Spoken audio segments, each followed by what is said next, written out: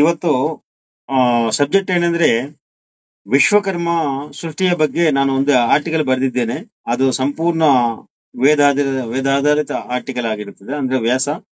ಆ ಲೇಖನವನ್ನು ತುಂಬಾ ಹಿಂದೆನೆ ಬರೆದಿದ್ದೇನೆ. ಅದು 2-3 ಸತಿ ಪೇಪರ್ ಅಲ್ಲಿ ಕೂಡ ಬಂದಿದೆ, ನ್ಯೂಸ್ ಪೇಪರ್ ಅಲ್ಲಿ ಕೂಡ. ಆದ್ರೆ ಕುರಿತು ಇವತ್ತು ವಿಚಾರ ಯಾರಿಗೆ ಸಂದೇಹಗಳಿದ್ರೆ ಅದನ್ನ ಎಕ್ಸ್ಪ್ಲೇನ್ ಮಾಡೋಣ ಅಂತ ಉದ್ದೇಶಕ್ಕೆ ನಾನು ಇವತ್ತು ಗೂಗಲ್ ಮೀಟ್ ಕರ್ತಿದ್ದೇನೆ. ಯಾಕಂದ್ರೆ ನಾನು ಒಂದ್ಸತಿ ಲೇಖನ ಗ್ರೂಪ್ ಅಲ್ಲಿ ಹಾಕ್ಬಿಟ್ಟು ಮತ್ತೆ ಅದ್ರ ಬಗ್ಗೆ ಏನ್ ಚರ್ಚೆ ಅಂತ ಕೇಳ್ಬಹುದು ನೀವು. ಏನಿಲ್ಲ, ನಮ್ಮ ಸ್ಕೂಲಲ್ಲ ಕಾಲೇಜಲ್ಲಿ ಕೂಡ ಒಂದು ಕಥೆ ಇರುತ್ತೆ ಕನ್ನಡ ಸಬ್ಜೆಕ್ಟ್ ಅಲ್ಲಿ. ಆ ಕಥೆ ಎಕ್ಸ್ಪ್ಲೇನ್ ಮಾಡಕ್ಕೆ ಒಬ್ಬ ಲೆಕ್ಚರರ್ ಇರ್ತಾರೆ, ಅಥವಾ ಸ್ಕೂಲಲ್ಲಾದ್ರೆ ಟೀಚರ್ ಇರ್ತಾರೆ. ಆದ್ರೆ ಕಥೆ ಸುಲಭವಾಗಿ ಅರ್ಥ ಆಗುತ್ತೆ. ಆದ್ರೆ ನಾನ್ ಬರೆದಿದ್ದು ವೇದ ಸೂಕ್ತದ ಮಂತ್ರ. ಅಂದ್ರೆ ಒಂದು ಸೂಕ್ತ, ಆ ಸೂಕ್ತದಲ್ಲಿರುವಂತ ಅಂಶವನ್ನು ನಿಮ್ಗೆ ಅರ್ಥ ಮಾಡಿಸ್ಲಿಕ್ಕೆ ಇದು ಒಬ್ಬ ಲೆಕ್ಚರರ್, ಒಬ್ಬ ಗುರುಗಳು ಬೇಕಾಗ್ತಾರೆ. ಯಾಕಂದ್ರೆ ಆ ಸುಲಭವಾಗಿ ಅರ್ಥ ಮಾಡ್ಕೋಬೇಕಾದ ಕಥೆಗಳಿಗೆ ಎಕ್ಸ್ಪ್ಲೇನ್ ಮಾಡಕ್ಕೆ ಒಬ್ಬ ಟೀಚರು, ಲೆಕ್ಚರರು ಒಂದು ಸಾವಿರಾರು ಲಕ್ಷ ಖರ್ಚು ಮಾಡ್ಬಿಟ್ಟು ಅವ್ರಿಗೆ ಅಪಾಯಿಂಟ್ಮೆಂಟ್ ಮಾಡಿ ನೇಮಕ ಮಾಡ್ತಾರೆ ಸರ್ಕಾರ. ಸ್ಕೂಲಲ್ಲಿ ಇರ್ತಾರೆ.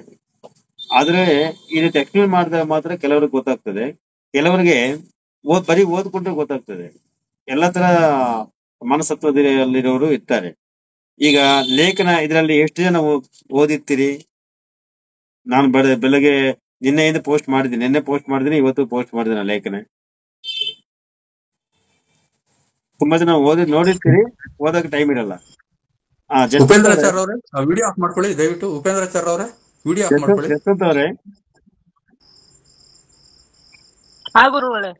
ಅದನ್ನ ಸ್ಕ್ರೀನ್ ಶೇರ್ ಮಾಡ್ತೀನಪ್ಪ, ಗೊತ್ತಾ? ವಿಶ್ವಕರ್ಮ ದರ್ಶನ ಸಂಸ್ಕೃತಿ ಅಂತ ಬರೆದಿರಲ್ವಾ?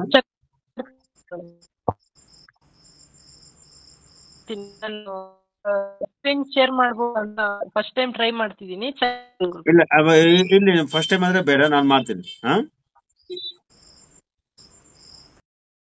ಉಪೇಂದ್ರ ಸರ್ ಅವ್ರೆ, ಅಲ್ಲಿ ಬಟನ್ ಇದೆ ನೋಡಿ, ಅದನ್ನ ಟಚ್ ಮಾಡಿ, ಅದು ವಿಡಿಯೋ ಆಫ್ ಆಗುತ್ತೆ. ಆ ಕೆಳಗೆ ಫಸ್ಟ್ ಬಟನ್ ಇದೆ ನೋಡಿ ಎಡಗಡೆ, ಅದನ್ನ ಟಚ್ ಮಾಡಿ, ಅದು ಆಫ್ ಆಗುತ್ತೆ. ಕೆಳಗಡೆ ಫಸ್ಟ್ ಬಟನ್ ಇದೆ, ವಿಡಿಯೋ ಬಟನ್ ಇದೆ ನೋಡಿ, ಅದನ್ನ ಟಚ್ ಮಾಡಿ. ರೈಟ್, ನಾನೇ ಮಾಡ್ತೀನಿ ಬಿಡ್ರಿ.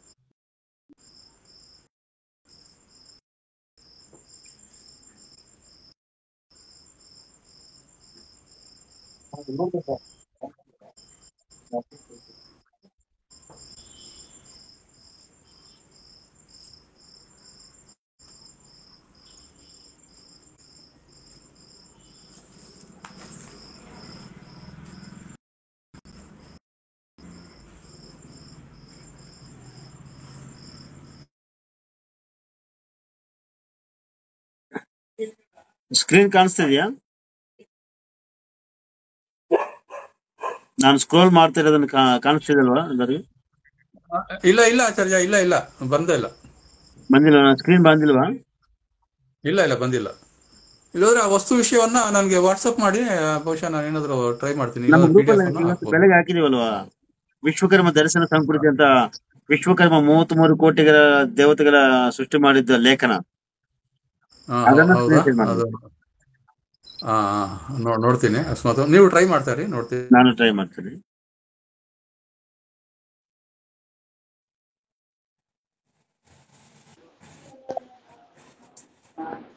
ಹೌದು,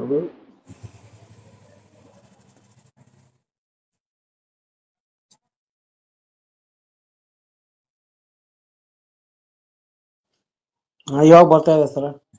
ಬರ್ತಾ ಇದೆಯಾ? ಸ್ಕ್ರೀನ್ ಕಾಣಿಸ್ತಾ ಇದೆಯಾ? ಇವಾಗ ಸ್ಕ್ರೋಲ್ ಈಗ ಅದ ಮೆಸೇಜ್ ಅನ್ನ ಈಗ ಓಪನ್ ಮಾಡ್ತೀನಿ. ಓಪನ್ ಮಾಡ್ಬಿಟ್ಟು ಒಂದೊಂದು ಅಂಶವನ್ನು ನಾನು ನಿಮ್ಗೆ ಎಕ್ಸ್ಪ್ಲೇನ್ ಮಾಡ್ತೇನೆ.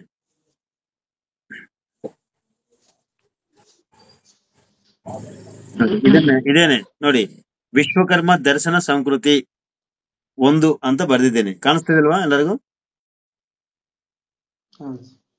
ವಿಶ್ವಕರ್ಮ ಯಾರು ಇದೆ, ಕಾಣಿಸ್ತದಲ್ವಾ? ಇಲ್ಲ, ಹೋಯ್ತು ಸರ್. ಅದು ಸ್ಕ್ರೀನ್ ಶೇರಿಂಗ್ ಹೋಯ್ತು ಸ್ವಾಮಿ. ಈಗ ಅದು ಇಲ್ವಾ? ರೀಜಾಯಿನ್ ರೀಜಾಯಿನ್ ಮಾಡ್ರಿ ಬರ್ತೈತಿ. ರಿಜೈನ್ ಮಾಡ್ಬೇಕಾ? ಅಂದ್ರ ರೀಜಾಯಿನ್ ಸರ್, ರೀಜಾಯಿನ್ ಅಲ್ಲ. ರಿಜಾಯಿನ್. ಅದ್ರ ರಿಪೀಟ್ ಮಾಡಿ ಮತ್ತೆ ಹ್ಮ್ ಅದು ಸ್ಕ್ರೀನ್ ಮತ್ತೆ ಶಾಟ್ ನಲ್ಲಿ ಏನಾದ್ರು ಓದಿರಿ ಸರ್, ಮತ್ತೆ ಬಂದ್ ಎಕ್ಸಿಟ್ ಮಾಡ್ರಿ, ಅದಕ್ಕೆ ಹೊರ ಬಂದೈತೆ ಕಾಣೋಲ್ಲ ನಿಮ್ಗೆ ಅಷ್ಟೇ. ಇರಿ ಮಾಡ್ತಾ ಇದ್ವಿ. ಇವಾಗ ಬಂತು ನೋಡಿ ಸರ್, ಇವಾಗ ಬಂತ? ಇವಾಗ ಸ್ಕ್ರಾಲ್ ಮಾಡಿ. ಹಾ ಸರಿ, ಇವಾಗ ಸ್ಕ್ರೀನ್ ಬಂತು. ಬಂತ ಈಗ ಕಾಣಿಸ್ತಿದೆ ವಿಶ್ವಕರ್ಮ ದರ್ಶನ ಸಂಸ್ಕೃತಿ. ನೋಡಿ ಇದನ್ನ ಸ್ಕೋರ್ ಮಾಡಿ. ಇವತ್ತೇನಿಲ್ಲ, ಇದನ್ನ ನಿಮ್ಗೆ ಎಕ್ಸ್ಪ್ಲೇನ್ ಮಾಡ್ತೀನಿ ನಾನು. ವಿಶ್ವಕರ್ಮ ದರ್ಶನ ಸಂಸ್ಕೃತಿ 1ನೇ ಭಾಗ. 2ನೇ ಭಾಗ ಮುಂದೆ ಬರೀತೀನಿ. ವಿಶ್ವಕರ್ಮ ಯಾರು ಅಂತ ಒಂದು ಕ್ವಶನ್ ನಾವ್ ಹಾಕೊಂಡ್ರೆ, ಪರಮಾತ್ಮ, ಪ್ರಜಾಪತಿ, ಆ ಎರಡು ಹೆಸರು ವಿಶ್ವಕರ್ಮದ್ದೇನಾ? ಸಕಲ ಚರಾಚರ ಜಗತ್ತನ್ನು ಸೃಷ್ಟಿ ಮಾಡಿದ್ದು ಮತ್ತು ಬ್ರಹ್ಮ, ವಿಷ್ಣು, ರುದ್ರಾದಿ ಎಲ್ಲಾ ದೇವತಾ ಕೋಟಿಯನ್ನು ಗಂಧರ್ವ, ಯಕ್ಷ, ಕಿನ್ನರ, ಕಿಂಪುರುಷ, ಮಾನವ, ಪಶು, ಪಕ್ಷ್ಯ, ಸಸ್ಯಾದಿ ಸಕಲ ಸೃಷ್ಟಿಯನ್ನು ಸೃಷ್ಟಿಕರ್ತ ವಿಶ್ವಕರ್ಮ ಎಂದು ಅಂದ್ರೆ ಸೃಷ್ಟಿಕರ್ತ, ಇವರೆಲ್ಲರೂ ಸೃಷ್ಟಿ ಮಾಡಿದ ಸೃಷ್ಟಿಕರ್ತ ವಿಶ್ವಕರ್ಮ ಎಂದು ವೇದಗಳಲ್ಲಿ ಎಲ್ಲೆಲ್ಲಿ ಹೇಳಿದ್ದೇವೆ. ಅಂದ್ರೆ ನಾವು ಹೇಳ್ತಾ ಇದೀವಿ ಎಲ್ಲ ವೇದಗಳಲ್ಲಿ ಎಲ್ಲ ಇಷ್ಟೆಲ್ಲ ಸೃಷ್ಟಿ ಮಾಡಿದ ವಿಶ್ವಕರ್ಮ ಅಂತ ಹೇಳ್ತಾ ಇದ್ದೇವೆ, ಎಲ್ಲಿದೆ ಅದು ಅಂತ ನಾವೇ ಪ್ರಶ್ನೆ ಹಾಕೊಂಡಿದೀವಿ. ಈಗ ವಿಷಯಕ್ಕೆ ಹೋಗಿದ್ರೆ ಅದನ್ನ ಏನಪ್ಪ ಮಂತ್ರ ಅಂದ್ರೆ, ಆಪೋವ ಇದಮಗ್ರೆ ಸಲಿಲಮಾಸೀತ್ ತಸ್ಮಿನ್ ಪ್ರಜಾಪತಿರ್ವಾಯುರ್ಭೂತ್ವಾ ಅಚರತ್ ಸ ಇಮಾಂ ಅಪಶ್ಯತ್ ತಾಂ ವರಾಹೋ ಭೂತ್ವಾ ಅಹರತ್ ತಾಂ ವಿಶ್ವಕರ್ಮ ಭೂತ್ವಾ ವ್ಯಮಾಟ್ ಸ ಪ್ರತತ ಸಾ ಪೃಥಿವಿ ಅಭವತ್ ತತ್ ಪೃಥಿವ್ಯೈ ಪೃಥಿವಿತ್ವಂ ತಸ್ಯಾಂ ಅಶ್ರಯಾಮ್ಯತ್ ಪ್ರಜಾಪತಿಃ ಸ ದೇವಾನ್ ಅಸೃಜತ ವಸೂನ್ ರುದ್ರಾನ್ ಆದಿತ್ಯಾನ್ ತೇ ದೇವಾಃ ಪ್ರಜಾಪತಿಮಬ್ರುವನ್ ಪ್ರಜಾಯಾಮಹೇ ಸ ಇತಿ ಸಹ ಅಬ್ರವೀತ್ ಪ್ರಜಾಯಾಮಹೇ ಇತಿ ಸಹ ಅಬ್ರವೀತ್ ಯಥಾಹಂ ಯುಷ್ಮಾಗಂ ತಪಸಾ ಸೃಕ್ಷೇವಂ ತಪಸೆ ಪ್ರಜನ ಸಮಿತ್ರಧ್ವಮಿತಿ ತೇಭ್ಯೋಗ್ನಿ ಮಾಯತನಂ ಪ್ರಾಯಚ್ಯತ್. ಇನ್ನು ಇದು ತುಂಬಾ ದೊಡ್ಡ ಶ್ಲೋಕ, ಅಂದ್ರೆ ಸೂಕ್ತ ಇದು ಎಷ್ಟಂದ್ರೆ ಇದೇ ರೀತಿ 18 ಲೈನ್ಗಳು ಬರ್ತವೆ. ಮುಂದಿನ ಸಾಲುಗಳಲ್ಲಿ ಗೋವುಗಳ ಬಗ್ಗೆ, ಆ ಗೋವುಗಳು ಅದರ ಮಹಿಮೆ ಬಗ್ಗೆ ಇಷ್ಟೆಲ್ಲ ಅದರಲ್ಲಿ ಬರುತ್ತೆ. ಈಗ ಇದ್ರ ಭಾವಕ್ಕೆ ಹೋದ್ರೆ, ನಮಗೆ ಕಣ್ಣಿಗೆ ಕಾಣುವ ಈ ವಿಶ್ವವು ಅಂದ್ರೆ ಈ ಜಗವೆಲ್ಲವೂ ಜಲರೂಪದಲ್ಲಿ ಇತ್ತು. ಅಂದ್ರೆ ಈ ಜಲ ಕೂಡ ಸೃಷ್ಟಿ ಮಾಡಿದ್ದು ವಿಶ್ವಕರ್ಮನೆ. ಅದು ಋಗ್ವೇದದಲ್ಲಿ 10ನೇ ಮಂಡಲ 82ನೇ ಸೂಕ್ತ 1ನೇ ಮಂತ್ರ ಅದು ಹೇಳುತ್ತೆ. ಋಗ್ವೇದ ಯಜುರ್ವೇದಕ್ಕಿಂತಲೂ ಪ್ರಾಚೀನವಾದದ್ದು. ಅದರಲ್ಲೇ ಜಲವನ್ನು ಸೃಷ್ಟಿ ಮಾಡಿದವರು ವಿಶ್ವಕರ್ಮ ಅಂತ ಹೇಳಲಾಗಿದೆ.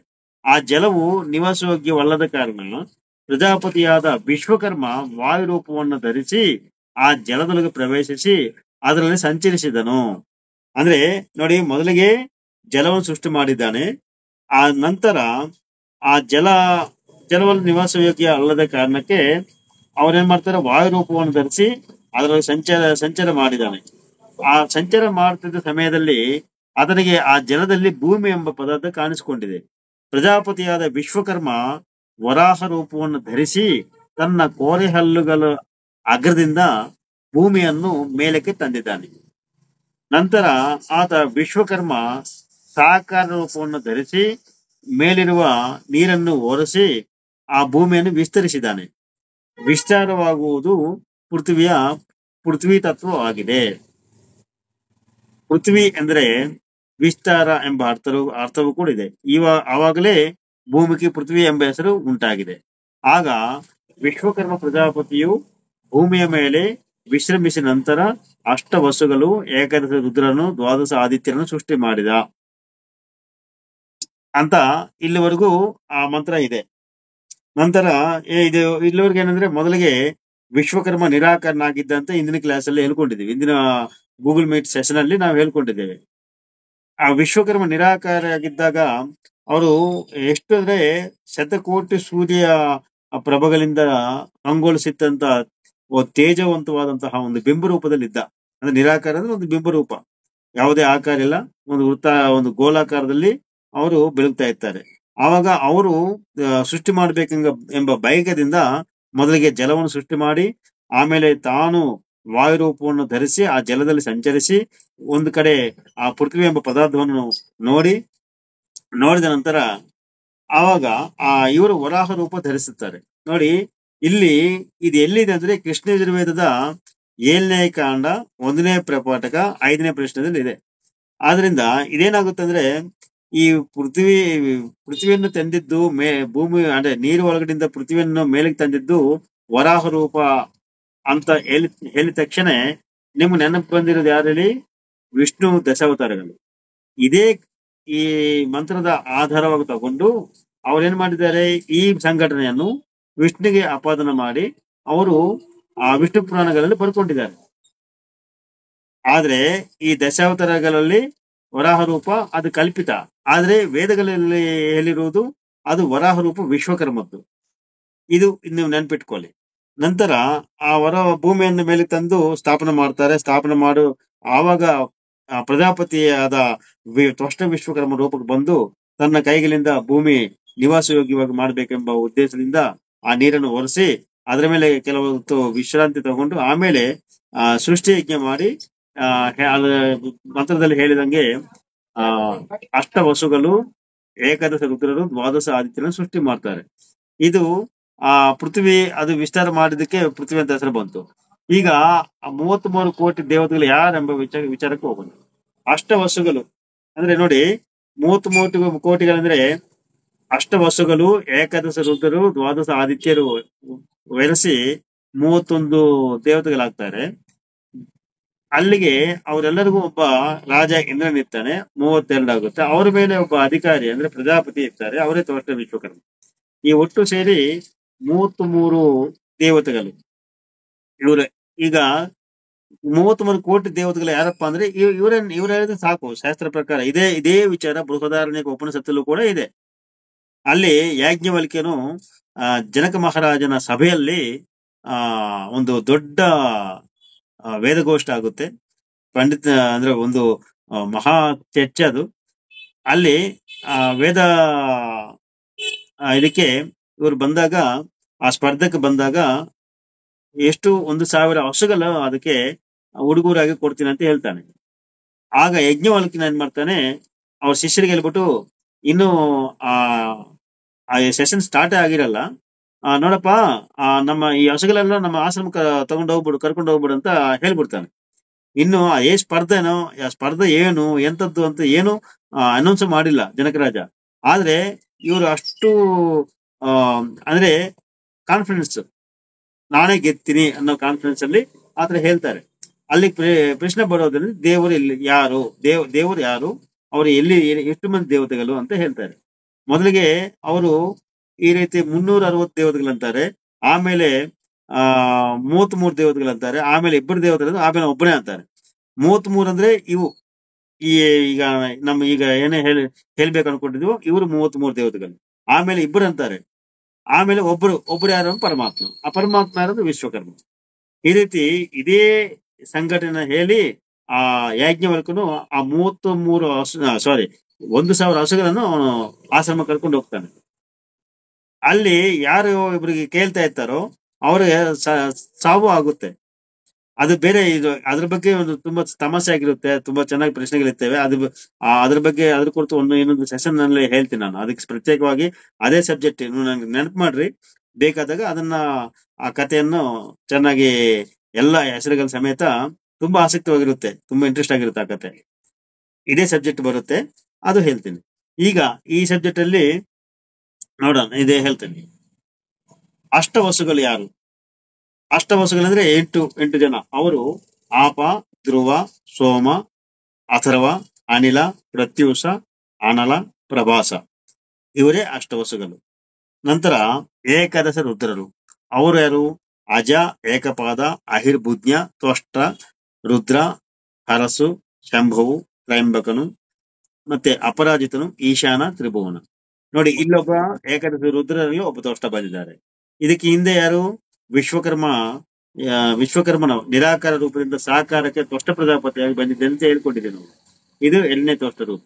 ನಂತರ ರುದ್ರೋ ರೋಧನೆ ಇತಿ ರೋದಯತಿ ರುದ್ರಃ ರುದೋ ರೋದನೆ ರೋದಯತಿ ರುದ್ರಃ ಅಂದ್ರೆ ರೋದಯತಿ ಅಸುರಾನ್ ರುದ್ರಾಹ ರುದಿರ್ ಅಶ್ರು ವಿಮೋಚನೆ ರುಜಂ ದುಃಖಂ ದ್ರಾವಯಂತಿ ಇತಿ ರುದ್ರಾಹ ಋತಂ ವೇದಾತ್ಮಂ ಕಲ್ಪದೌ ರುವಂತಿ ಇತಿ ರುದ್ರನು ದುಃಖ ಕೊಡುವನು. ಇದು ಬೃಹದಾರಣ್ಯಕ ಉಪನಿಷತ್ತು ಸಂಕರ ಭಾಷೆಯಲ್ಲಿ ಈ ರೀತಿ ಯಾರು ಆ ದುಃಖ ಕೊಡ್ತಾನೋ ಅವನೇ ರುದ್ರನು ಅಂತ.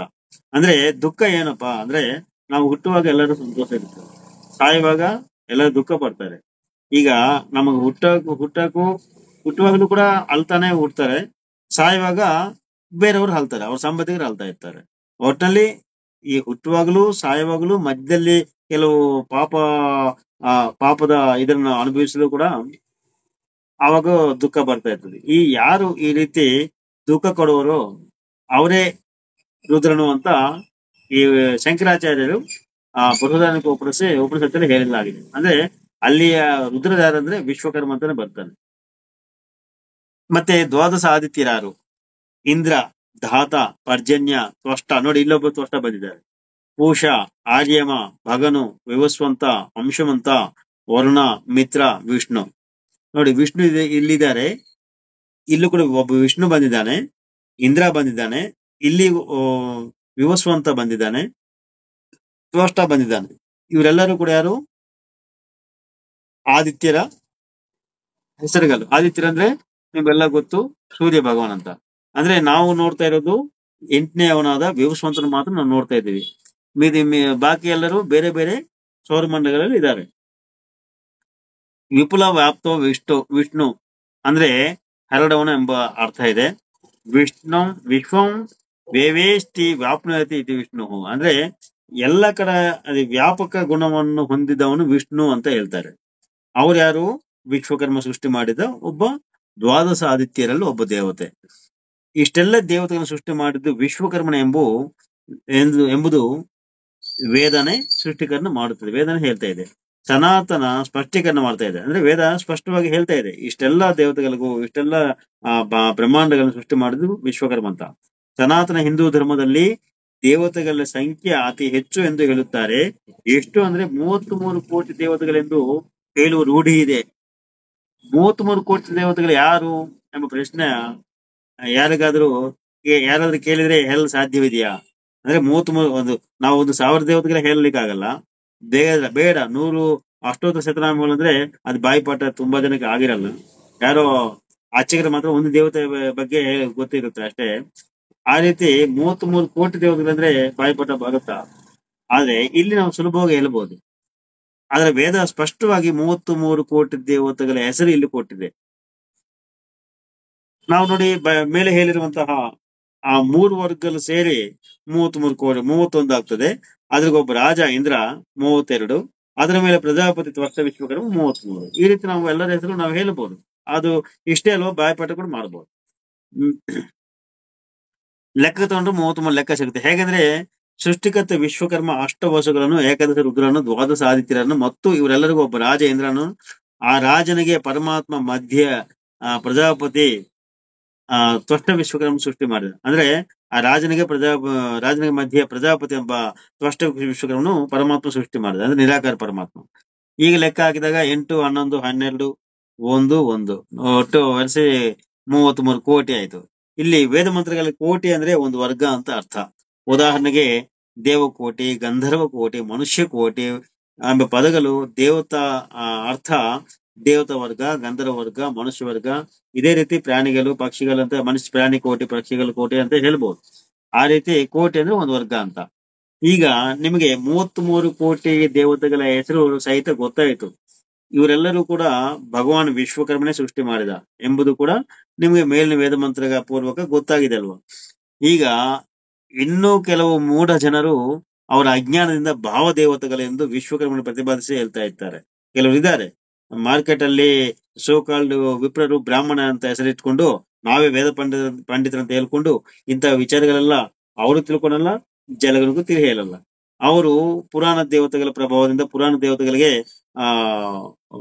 ಫೋರ್ ಹೆಡ್ ತಂದು ಪುರಾಣ ದೇವತೆಗಳ ಪ್ರಚಾರ ಮಾಡಿಕೊಂಡು ಅವರು ಈ ಜನರಿಗೆ ಒಂದು ಭ್ರಮದ ಭಾವದೇವತೆಗಳಂತ ಹೇಳ್ಕೊಂಡು ಅವರು ವಿಶ್ವಕರ್ಮನ ಭಾವದೇವತೆ ಅಂತ ಹೇಳ್ತಾರೆ. ಆದ್ರೆ ಅವ್ರು ಮಾಡ್ತಾ ಇರೋದು ಅದು. ಮೊದಲಿಗೆ ಭಾವದೇವತೆ ಅಂದ್ರೆ ಏನು ಅಂತ ತಿಳ್ಕೊಬಿಡೋಣ ಅಂತ ಒಂದು ವಿಶ್ಲೇಷಣೆ ಮಾಡ್ಲಿಕ್ಕೆ ಪ್ರಯತ್ನ ಮಾಡ್ತೀನಿ.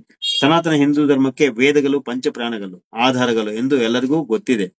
ವೇದಗಳಲ್ಲಿ ಜ್ಞಾನ ವಿಜ್ಞಾನ ಎರಡೂ ಕೂಡ ಸಮ್ಮಿಳಿತವಾಗಿ ಹೇಳಲ್ಪಟ್ಟಿದೆ. ಹೇಗಂದ್ರೆ ವೇದಗಳು ಪೌರುಷ ಎಂದು ಹೇಳುತ್ತಾರೆ, ಯಾಕೆಂದ್ರೆ ಪುರುಷನ ಮುಖದಿಂದ ಹೊರಬಂದವು. ಇಲ್ಲಿ ಇದು ನೋಡಿ, ಈ ಎರಡು ಪಾಯಿಂಟ್ ನಿಮ್ಗೆ ಎಕ್ಸ್ಪ್ಲೇನ್ ಮಾಡ್ಬೇಕಾಗುತ್ತೆ. ಜ್ಞಾನ ವಿಜ್ಞಾನ, ವೇದ ಮಂತ್ರಗಳು ಮತ್ತೆ ದೇವತೆಗಳು ತಿಳಿದು ಕೊಟ್ಟಿರುವ ಜ್ಞಾನ ಏನಿದೆಯೋ ಅದು ವೇದ ಜ್ಞಾನ ಅಂತಾರೆ. ವಿಜ್ಞಾನ ಅಂದಾಗ ವೇದಗಳ ಕೆಲವು ಮಂತ್ರದ ಅನುಸಾರ ನಾವು ಏನು ಪ್ರಾಕ್ಟಿಕಲ್ ಮಾಡ್ತಾ ಇದ್ದೀವಿ, ಒಂದು ಶಿಲ್ಪ ಮಾಡ್ತೀವಿ, ಒಂದು ಉಪಕರಣ ಮಾಡ್ತೀವಿ, ಒಂದು ಆಯುಧವನ್ನು ರಚನೆ ಮಾಡ್ತೀವಿ, ಒಂದು ಯಂತ್ರವನ್ನು ರಚನೆ ಮಾಡ್ತೀವಿ, ಒಂದು ಆಭರಣವನ್ನು ಮಾಡ್ತೀವಿ. ಈ ರೀತಿ ಯಾವುದೇ ಒಂದು ಮಾಡಿದ್ರು ಕೂಡ, ಒಂದು ಔಷಧಿಯನ್ನು ಕಂಡಿಡ್ತೀವಿ, ಒಂದು ಶಸ್ತ್ರಚಿಕಿತ್ಸೆ ಮಾಡ್ಲಿಕ್ಕೆ ಒಂದು ಉಪಕರಣಗಳು ಮಾಡಿ ಶಸ್ತ್ರಚಿಕಿತ್ಸೆ ಮಾಡ್ತೀವಿ. ಇವೆಲ್ಲ ಕೂಡ ಶಿಲ್ಪಗಳೇ. ನಾವು ಏನು ಜನಗಳ ಉಪಯೋಗಕ್ಕಾಗಿ ಮಾಡ್ತಿದ್ವೋ ಇದೆಲ್ಲ ಕೂಡ ನಮ್ಮವರೇ ಮಾಡಿದ್ದು, ಅವೆಲ್ಲ ಶಿಲ್ಪಗಳೇ. ಇದೆಲ್ಲ ಸೇರಿ ಪ್ರಾಕ್ಟಿಕಲ್ ಅಂದ್ರೆ ಶಾಸ್ತ್ರಜ್ಞಾನ ಅಂದ್ರೆ ಇದು ವಿಜ್ಞಾನ ಅಂತಾರೆ. ಅಂದ್ರೆ ಒಂದು ಜ್ಞಾನ ಮತ್ತು ವಿಜ್ಞಾನ ಎರಡು ಕೂಡ ವೇದಗಳಲ್ಲಿ ಹೇಳಲ್ಪಟ್ಟಿದೆ. ಆದ್ರೆ ಈ ಎರಡು ಕೂಡ ವೇದಗಳಿಂದ ನಾವು ಕಲಿತು ನಾವು ಜನಸೇವೆ ಮಾಡ್ತಾ ಇದ್ದೇವಲ್ವಾ, ಸಾರ್ವಜನಿಕರ ಸೇವೆ ಮಾಡ್ತಾ ಇದ್ದೀವಿ ಹಿಂದಿನ ಕಾಲದಿಂದಲ. ಆದ್ರಿಂದ ಇದನ್ನ ಯಾರು ಜ್ಞಾನ ವಿಜ್ಞಾನ ಎರಡೂ ಬಳಸ್ಕೊಂಡು ಅವ್ರು ಕೆಲಸ ಮಾಡ್ತಾರೋ ಅವರನ್ನ ಬ್ರಾಹ್ಮಣ ಅಂತ ವೇದಗಳು ಗುರುತಿಸ್ತಾ ಇದ್ದಾವೆ. ಹೀಗೆ ಹೇಗೆ ಅಂದ್ರೆ ವೇದಗಳು ಪೌರುಷೇಯ ಎಂದು ಹೇಳುತ್ತಾರೆ, ಯಾಕೆಂದ್ರೆ ಪುರುಷನ ಮುಖದಿಂದ ಹೊರಬಂದು. ನೋಡಿ, ಎಲ್ಲರೂ ಕೂಡ ಈಗ ನಾನು ಯಾವುದೋ ಒಂದು ಕೋರಿಕೆ ಇಟ್ಕೊಂಡು ತಪಸ್ಸು ಮಾಡ್ತೀನಿ. ನಾನು ತುಂಬಾ ಜನರು ರೋಗಗಳಿಂದ ನರಳುತ್ತಾ ಇದ್ದಾರೆ, ಅದಕ್ಕೆ ಔಷಧಿ ಬೇಕು ಅಂದ್ಬಿಟ್ಟು ನಾನು ತಪಸ್ಸು ಮಾಡಿದಾಗ ಪರಮಾತ್ಮ ವಿಶ್ವಕರ್ಮ ಪ್ರತ್ಯಕ್ಷನಾಗಿ ಅದು ಸಂಬಂಧಪಟ್ಟಿರುವ ಔಷಧಿ ಲಕ್ಷಣಗಳಿರುವಂತಹ ಕೆಲವು ರಹಸ್ಯ ಮಂತ್ರಗಳು ನನ್ನ ಬೋಧನೆ ಮಾಡ್ತಾರೆ. ಇದೇ ರೀತಿ ಇನ್ನೊಬ್ರು ಬೇರೆ ಸಬ್ಜೆಕ್ಟ್ ಇಟ್ಕೊಂಡು ತಪಸ್ಸು ಮಾಡಿದಾಗ ಅವ್ರಿಗೆ ಅದಕ್ಕೆ ತಕ್ಕಂತ ಜ್ಞಾನ ಅವ್ರು ಕೊಡ್ತಾರೆ. ಇನ್ನು ಕೆಲವರು ನಾನು ದೇವತೆಗಳ ಬಗ್ಗೆ ತಿಳ್ಕೊಬೇಕಂತ ಹೇಳಿದಾಗ ದೇವತೆಗಳಿಗೆ ಬೇಕಾದ ಮಂತ್ರಗಳು ಹೇಳ್ಕೊಡ್ತಾರೆ. ಈ ರೀತಿ ಎಲ್ಲ ಕೂಡ ಹೇಳ್ಕೊಟ್ಟಿದ್ದು ತಪಸ್ಸು ಮಾಡಿದಾಗ ಪರಮಾತ್ಮ ವಿಶ್ವಕರ್ಮನೇ ಹೇಳ್ಕೊಡ್ತಾರೆ. ಆದ್ರಿಂದ ಅವರು ಯಾರು? ಪರಮಾತ್ಮ ವಿಶ್ವಕರ್ಮ ಪುರುಷ. ಆ ಪುರುಷನ ಮುಖದಿಂದ ಹೊರ ಬಂದಿದ್ದಾವೆ ಅಲ್ವಾ, ಅದಕ್ಕೆ ವೇದಗಳನ್ನು ಪುರುಷನ ಮುಖದಿಂದ ಹೊರಬಂದವು. ಆದ್ರಿಂದ ವೇದಗಳು ಪೌರುಷೇಯ ಅಂತ ಹೇಳ್ತಾರೆ. ನಮ್ಮ ಹಿಂದಿನ ಕಾಲದಲ್ಲಿ ಋಷಿಗಳು ತಪಸ್ಸು ಮಾಡಿದಾಗ ತಪಸ್ಸಿನ ಫಲದಿಂದ, ಅಂದ್ರೆ ಪೌರುಷೇಯ ಅಂತ ಹೇಳಿದಾಗ ನಿಮ್ಗೊಂದು ಬರಬೇಕು, ಯಾಕೆ ಪೌರುಷೇಯ ಅಂತ ಹೇಳ್ಬೇಕು ಅಂದ್ರೆ ಕೆಲವರು ಹೇಳ್ತಾರೆ ಅಪೌರುಷೇಯ ಅಂತಾರೆ. ಅಪೌರುಷೇಯ ಹೆಂಗಾಗುತ್ತೆ? ಪುರುಷನ ಮುಖದಿಂದ ಹೊರ ಬಂದಿದೆ ವೇದಗಳು. ಇದೆಲ್ಲ ಅಪೌರುಷ ಅಂತ ಹೇಳಿದ ಎಲ್ಲರೂ ಕೂಡ ಪೌರಾಣಿಕರೇ. ವೇದ ಪಂಡಿತರು ಯಾರು ಕೂಡ ಅಪೌರುಷೇಯ ಅಂತ ಹೇಳಲ್ಲ. ಯಾಕಂದ್ರೆ ನಾವು ಪರಮಾತ್ಮ ಮುಖದಿಂದ ಬಂದಿದ್ದೇವೆ ಅಂತ ಹಿಂದೆ ಹೇಳ್ಕೊಂಡಿದ್ದೀವಿ. 2-3 ಕ್ಲಾಸಲ್ಲಿ ಹೇಳಿದ್ದೀನಿ. ಪರಮಾತ್ಮ ಮುಖದಿಂದ ಪೌರುಷ ಸೂಕ್ತ ಪ್ರಕಾರ ಹೇಗೆ ಬಂದಿದ್ದೀವಿ ಅಂತ ಹೇಳಿದ್ವಿ. ಆದ್ರಿಂದ ಪರಮಾತ್ಮನ ಮುಖದಿಂದ ನಾವು ಹೊರ ಬಂದಿದ್ದಕ್ಕೆ ನಮ್ಮನ್ನ ಪೌರುಷೇಯ ಬ್ರಾಹ್ಮಣರು ಅಂತ ಹೇಳ್ತಾರೆ. ಯಾಕೆ? ಆ ಪುರುಷನ ಮುಖದಿಂದ ಬಂದಿದ್ದೇವೆ. ಅದೇ ರೀತಿ ವೇದಗಳು ಕೂಡ ಆ ಪುರುಷನ ಮುಖದಿಂದ ಹೊರ ಬಂದಿದ್ದಕ್ಕೆ ಪೌರುಷೇಯಗಳು ಅಂತ ಹೇಳ್ತಾರೆ. ಅಪೌರುಷೇಯ ವೇದಗಳ ಅಪೌರುಷೇಯ ಅಲ್ಲ, ಪೌರುಷೇಯ. ನಮ್ಮ ಹಿಂದಿನ ಕಾಲದಲ್ಲಿ ಋಷಿ ತಪಸ್ಸು ಮಾಡಿದಾಗ ತಪಸ್ಸಿನ ಫಲದಿಂದ ಪರಮಾತ್ಮನ ಪ್ರತ್ಯಕ್ಷ ಮಾಡಿಕೊಂಡು ಅವರು ಪರಮಾತ್ಮ ಮುಖದಲ್ಲೇ ಸಾಕ್ಷಾತ್ಕರಿಸಿಕೊಂಡ ಮಂತ್ರಗಳ ಸಮುದಾಯವೇ ವೇದಗಳು. ಆದ್ರಿಂದ ವೇದಗಳನ್ನು ಪೌರುಷೇಯಗಳು ಎಂದು ಹೇಳುತ್ತಾರೆ. ವೇದಗಳಲ್ಲಿ ದೇವತೆಗಳಿಗೆ ಸಂಬಂಧಪಟ್ಟಿರುವಂತಹ ಜ್ಞಾನವು, ಅವರಿಗೆ ಸ್ತುತಿಸಲ್ಪಟ್ಟಿದ್ದ ಸೂಕ್ತಗಳು ಮತ್ತು ವಿಜ್ಞಾನ ಭರಿತವಾದ ವಿಷಯಗಳು ತುಂಬಿಕೊಂಡಿವೆ. ಇಂತಹ ವೇದಗಳಲ್ಲಿ ದೇವತೆಗಳ ಪರಿಚಯವಾಗುತ್ತದೆ, ಅವರವರ ವರ್ಣನೆಯೂ ಇರುತ್ತದೆ. ಎಲ್ಲರನ್ನೂ ಕೂಡ ವೈದಿಕ ದೇವತೆಗಳೆಂದು ಕರೆಯುತ್ತಾರೆ. ವೇದಗಳಲ್ಲಿ ಇರುವ ದೇವತೆಗಳೆಲ್ಲರೂ ಕೂಡ ವೈದಿಕ ದೇವತೆಗಳು. ವೈದಿಕ ದೇವತೆಗಳನ್ನು ಬಿಟ್ಟು ಮಿಕ್ಕ ಪುರಾಣ ಮುಂತಾದ ಜನಸಾಹಿತ್ಯದಲ್ಲಿ ಸಿಕ್ಕಿರುವಂತಹ ದೇವತೆಗಳನ್ನು ಭಾವದೇವತೆಗಳೆಂದು ಹೇಳುತ್ತಾರೆ. ನೋಡಿ, ಇದು ವೇದದಲ್ಲಿ ಯಾರು ದೇವತೆಗಳಿರ್ತಾರೆ ಅವರನ್ನ ವೈದಿಕ ದೇವತೆಗಳು. ಮತ್ತೆ ಕೆಲವರು ಭಾವನಾ ಅಂದ್ರೆ ಊಹಾಜನಿತವಾದ ದೇವತೆಗಳು, ಈಗ ಪುರಾಣ ದೇವತೆಗಳಾಗಿರ್ಬೋದು, ಮತ್ತೆ ಗ್ರಾಮ ದೇವತೆಗಳಾಗಿರ್ಬೋದು, ಇವೆಲ್ಲ ಕೂಡ ಭಾವದೇವತೆಗಳು ಅಂತ ಹೇಳ್ಬೋದು. ಕೆಲವು ಜ್ಞಾನಹೀನರು ವಿಶ್ವಕರ್ಮನನ್ನು ಭಾವದೇವತೆ ಎಂದು ಹೇಳುತ್ತಿದ್ದಾರೆ. ಅಂದ್ರೆ ಅವರಿಗೆ ವೇದಗಳಿಂದ್ರೆ ಏನು ಎಂಬುದಂತ ಕೂಡ ಗೊತ್ತಿಲ್ಲ ಅಂತ ಅರ್ಥವಾಗ್ತದೆ. ಮತ್ತೆ ವೇದಗಳಲ್ಲಿರುವ ದೇವತೆ ಬಗ್ಗೆ ಅವ್ರಿಗೆ ಎಷ್ಟು ಅರಿವಿರುತ್ತದೆ ಅಂದ್ರೆ ವೇದಗಳೇ ಗೊತ್ತಿಲ್ಲ, ವೇದ ಸಾಹಿತ್ಯ ಗೊತ್ತಿಲ್ಲ ಅಂತವ್ರಿಗೆ ವಿಶ್ವಕರ್ಮ ಬಗ್ಗೆ ಹೆಂಗ್ ಗೊತ್ತಾಗ್ತದೆ? ವೇದಗಳಲ್ಲಿ ವೇದ ಪುರುಷನ ಅತ್ಯುನ್ನತ ದೇವನು ವಿಧಾತ, ಧಾತ, ಪರಮಾತ ಎಂದು ವೇದಗಳು ಸೂಚಿಸಲ್ಪಟ್ಟ ವಿಶ್ವಕರ್ಮ ಭಾವದೇವತೆ ಹೇಗಾಗುತ್ತಾನೆ? ಅಂದ್ರೆ ವೇದಗಳು ವಿಶ್ವಕರ್ಮನನ್ನು ಧಾತ, ವಿಧಾತ, ಪರಮಾತ್ಮ, ಆ ಸವಿತ, ತ್ವಷ್ಟ ಇಷ್ಟೆಲ್ಲ ಪ್ರಜಾಪತಿ ಅಂತ ಎಲ್ಲ ಸ್ತುತಿ ಮಾಡ್ತಾ ಇದ್ದಾಗ ಆ ಮತ್ತೆ ಅವರು ಭಾವದೇವತೆ ಹೆಂಗಾಗ್ತಾನೆ? ಅಂದ್ರೆ ಇವರು ಮೂಢರಾಗಿದ್ದಾರೆ, ಅಂಧರಾಗಿದ್ದಾರೆ, ವೇದಗಳ ಬಗ್ಗೆ ಅರಿವೇ ಇಲ್ಲ. ಆದ್ರಿಂದ ವಿಶ್ವಕರ್ಮಗೆ ಭಾವದೇವತೆ ಅಂತ ಹೇಳ್ಬಹುದು, ಭಾವದೇವತೆ ಅಂತ ಹೇಳ್ಬಹುದು. ಅದು ಒಂದು ಜನಾಂಗ ದೇವತೆ ಅಂತ ಹೇಳ್ಬೋದು. ಅದು ನಿಜಕ್ಕೂ ನಮ್ಮ ಅದೃಷ್ಟನೇ. ವೇದಗಳಲ್ಲಿ ಇರುವಂತಹ ಪರಮಾತ್ಮ ವಿಶ್ವಕರ್ಮ ಒಂದು ಜನಾಂಗ ದೇವತೆ ಆಗಿ ಮಾಡಿದ್ದು ನಮ್ಮ ಅದೃಷ್ಟ. ಯಾಕಂದ್ರೆ ಅದು ವೇದದಲ್ಲಿರುವಂತಹ ಭಗವಂತನಲ್ವಾ.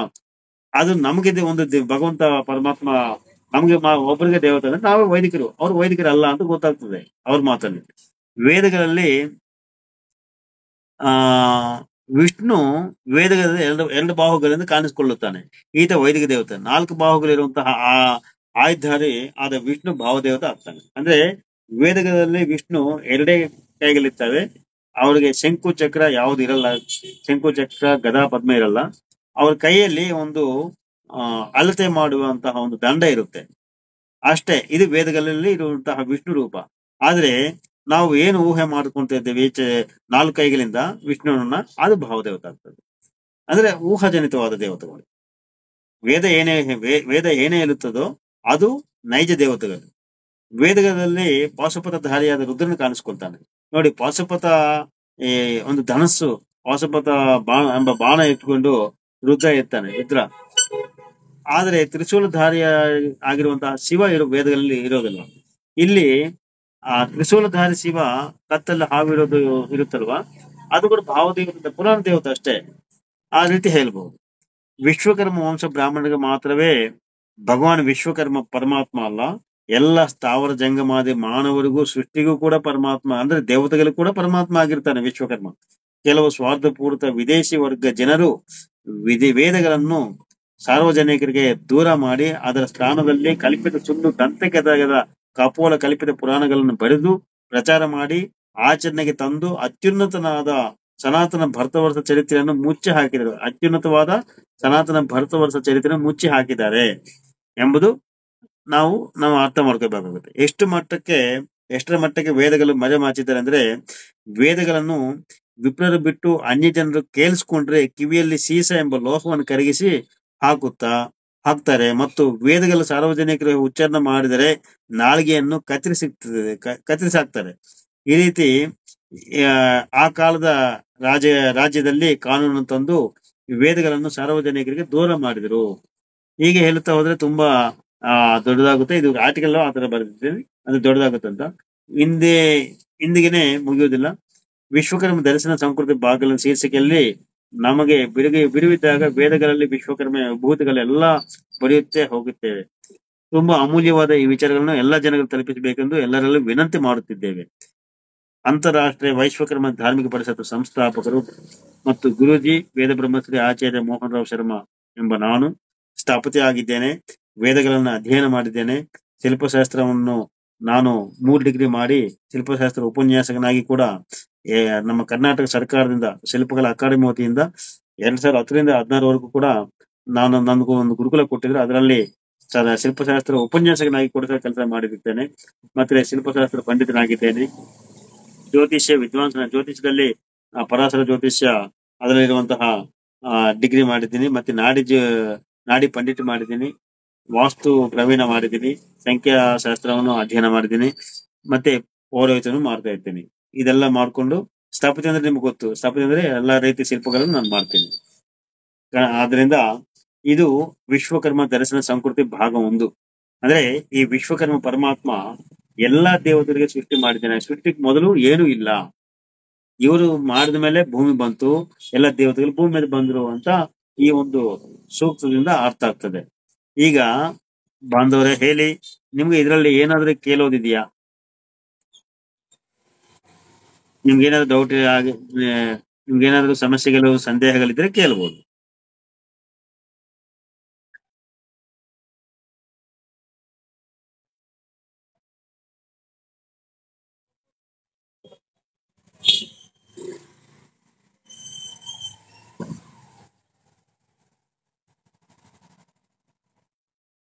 ಎಲ್ಲರೂ ಕೇಳಿಸ್ಕೊಂಡ್ರಾ?